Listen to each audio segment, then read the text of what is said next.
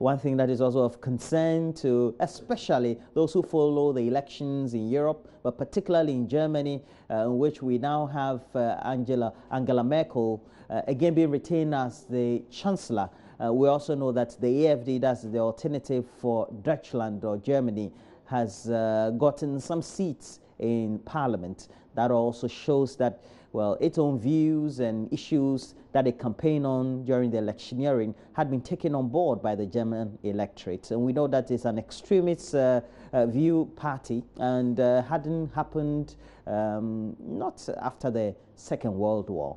It's been a great concern for many of the neutrals in Germany, but understandably so. And somebody who is there for us is Latif Idris, who has been giving us a little more correspondence since Friday. And I have to say good morning to you, Latif. What was the time in Germany now? The time in Germany, as we speak, is a little bit after 8. That is 12 minutes past 8 here. At the end of the day, we know that... Hello, Roland, can you hear me? Yes, I can hear you. At the end of the day, we know that the incursions and the gains made by the AfD seem to be the talking point, not only in Germany, but also across the world, especially in the international media. How profound was it, and how has it been taken on by the neutrals, the analysts, and then even the voters in Germany, the AfD? Yeah, Roland, that is the shocker of the German election. The AfD making serious gains as far as the 2017 elections is concerned. Now, nobody here gave them a dog's chance to even make the 5% a party needs to make it into parliament. So it was a shock to many. The AfD made over 10%. Making 13% was a shocker. And so that's the talking point here in Germany and other parts of Europe.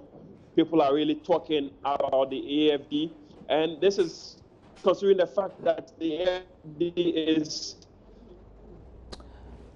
Well, we seem to have had some problems with the connection, but we'll come back as much as possible to stream Latif Idris back into the studio, and he will give us a lot more analysis, because we know that Angela Merkel, CDU, as well as the other coalition parties, they still have a great hand in the election. They have won the seats as far as the numbers are. The percentages about 33%, giving them great hand as well as a lot more prominence as far as the German elections is concerned. But with the incursions of the AfD, what does it mean? Would it also mean that, well, they have to make sure that those compromises are made? We know that one of the key issues and the talking point of the electioneering for the German elections was the subject of immigration and how it felt for the ordinary German, whether they had all those influx of refugees or aliens, so to speak, in the German society. We have to go back to our man in Germany, and Latif Idris. Latif, you're back on stream. Hello, Roland. Can you hear me? Yes, you're back on stream. Can you hear me too? Yeah, I can hear you, Roland. Now, we're having the conversation about the AfD and the incursions they made in the election. 13% huge, but also we know that the CDU and its coalition partner had 33%. What does it say? What are the ramifications in our perspectives? Yeah, Roland, like I was mentioning earlier before the line dropped, the AfD's gains has been a shocker to the German population. Going into these elections, nobody gave them a chance to even make the 5% a party needs to make it into parliament.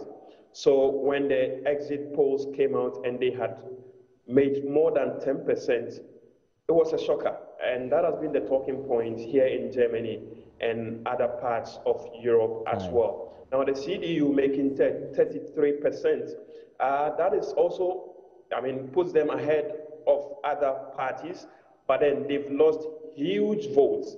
Now in 40 years, we're told that this has been the worst result for the CDU as far as elections are concerned in Germany. Now the other FDP party, which made 10.5%, now it is expected that the CDU will go into coalition with this party, But yesterday, just after we had the exit polls, they came out and said that they are not going into any coalition with the CDU. They would want to stay as the strongest opposition.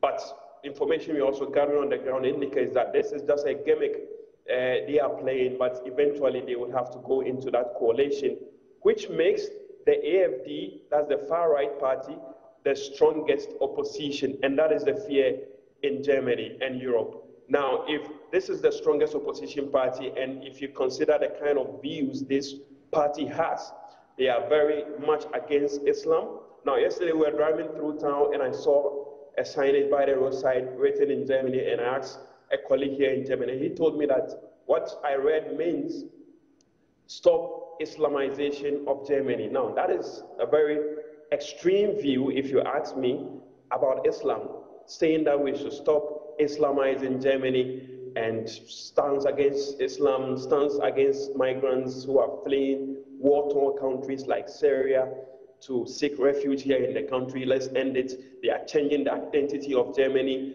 Let's look at Germany first. And, you know, that's the kind of view the AfD holds, and now people fear that being the strongest opposition party here in Germany, they are going to sabotage every single move by the government. That is, if the CDU goes into the coalition, it means that AfD will now be the strongest opposition party, and that is the fear many people are raising here in Germany.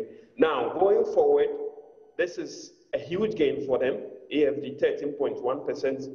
If this continues in the next, say, 10 years, it means the AfD will become a very strong force in German politics. Now, if they ever make it into government, now you can imagine what will happen considering the views that they hold here. And that is the fear being expressed by many migrants and then the larger Muslim population here in Germany, Roland. We know that this has not been the case since we had Adolf Hitler's party before the World War, etc. And that brings to sharp focus the subject of anti-Semitism and the extremist views that are held by the AfD, but more so... Exactly. And Roland, let me just come in here with that Nazi move you just mentioned. Yesterday, I also learned from the colleague we're working with here in Germany that if you go down in history, it appears, okay, not that it appears, that's the fact that the leaders of these AfD had their roots with the Nazis and with the Hitlers.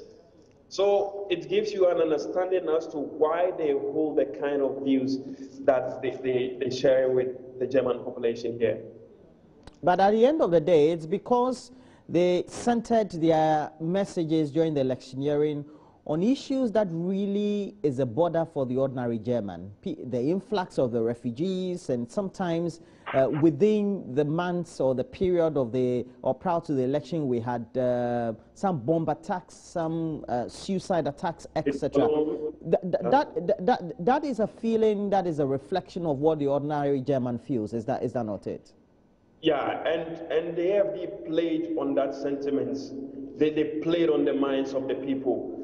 They played on the minds of the German population on the fear of the unknown.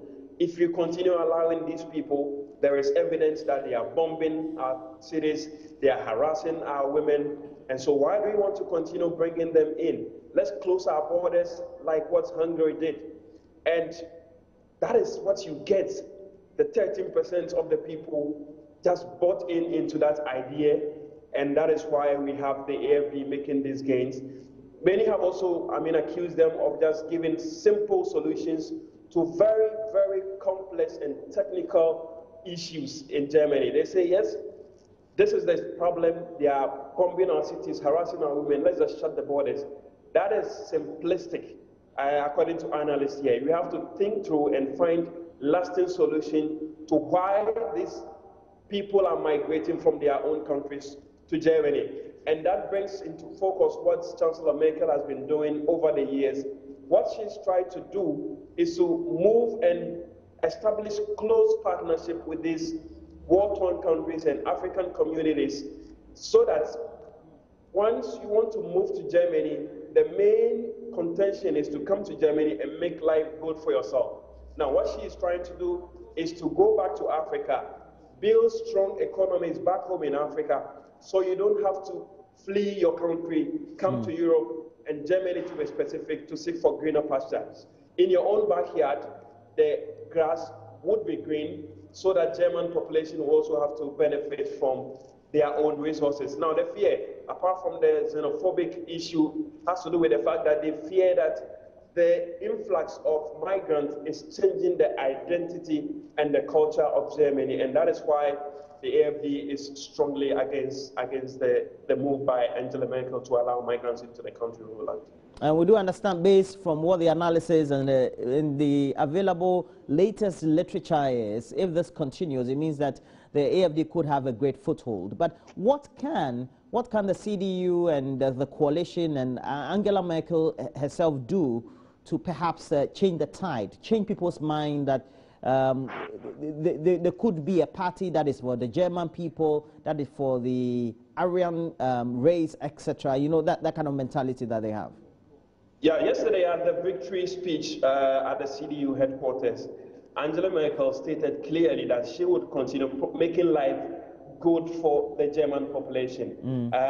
She was very subtle not to touch on the migrant situation. She just went straight and said, yes, we will continue with the social services we're providing for the German population. We will take care of everybody regardless of your race, your religion, and you could sense that indirectly or subtly, Chancellor Merkel was sending a message to the AfD that yes, you criticize us ahead of the elections, but then we're not going to change our move. We're going to continue delivering the services to the larger German population, regardless of where they come from. Well, thank you very much, Latif Idris, giving us great insight into what the atmosphere is following the German elections, in which we had a CDU and its coalition partner winning some 33% of the votes, and more so the AfD gaining some 13% and also making great incursions, and that was a surprising one based on what the initial estimations were.